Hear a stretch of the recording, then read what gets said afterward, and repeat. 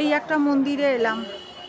এটা মাসির বাড়ি। আচ্ছা, কার মাসির বাড়ি আমি তো কিছু বুঝতে পারলাম না। আচ্ছা, এটা কার মাসির বাড়ি গো? মহাপুর মাসির বাড়ি। ও, মহাপ্রভুর মাসির বাড়ি। মহাপ্রভুটা কে? হ্যাঁ, মহাপ্রভুটা কে? নিমাই। নিমাই। শ্রী চৈতন্য মহাপ্রভু, তার মাসির বাড়ি এসেছি। নিজের মাছের খাবার নিজের। ঠিক আছে, চলুন মাসির বাড়ি ঘুরি, দর্শন করি।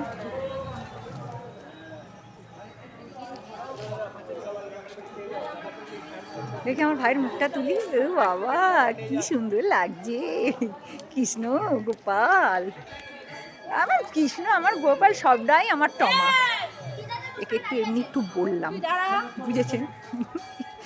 রেগে যাবে, ওই জন্য বললাম। আমার গোপাল কোথায়? দেখুন হাঁটছে, দেখুন দেখুন আমার টমা হাঁটছে, দেখুন।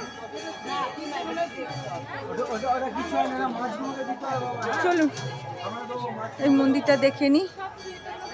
বাবা,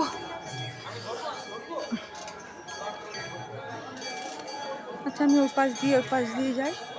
প্রত্যেকটা মন্দির বেশ পরিষ্কার পরিচ্ছন্ন, বলো, একদম মন ভরে যাচ্ছে, ভক্তি আসছে। এই মন্দিরটা বিশাল বড়,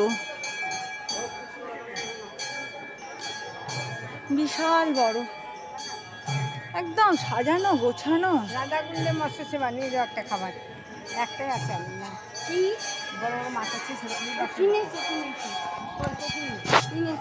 সব জায়গায় না বিজনেস।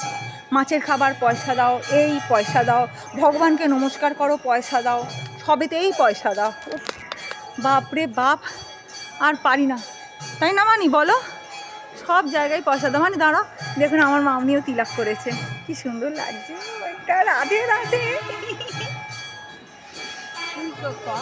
আমিও তো করেছি। ও আমাকে এখন আমি সেই জানেন সকাল থেকে একই ড্রেস পরে আসি, আমি এখনও ছাড়িনি। আমি তো ঘুরে যাচ্ছি, এই করছি তাই করছি।